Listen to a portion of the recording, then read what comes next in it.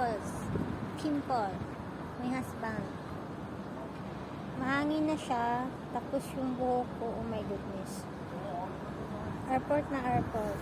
Dito kami, nag-aantay kami na kanyang transpo. Kasi pupunta ako pagkatapos sa backyard. At ayan na ang kanilang transpo. Ayan na, daddy. Ayan na yung transpo. Daddy, transpo na. Ayun na po, transpo na. Pasok na si Dodong. Yung transpo.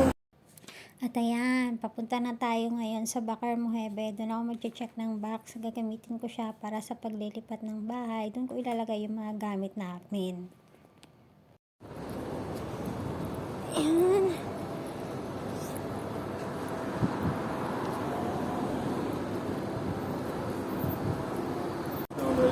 Yan, pasok na tayo sa backyard.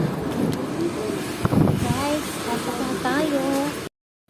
At ito na nga yung mga box. Kasi dito sa LBC box, may small, may medium, may large, may extra large. So, yan yung mga sizes ng box. Pero ang nangyari, hindi mo na ako bumili ng box. Kasi out of budget si Inday, guys. Mahirap talaga pag yung pera mo is ganun na lang ang natitira. Tsaka malapit na yung tsaka malayo pa pala, mali. Hindi malapit, malayo pa yung sahod. Tapos pitsa de peligro na. So, ang ginawa ni Inday para matanggal yung stress, ay hindi pala natanggal yung stress. Mas lalong naka-stress. Kasi walang pambili. Charing!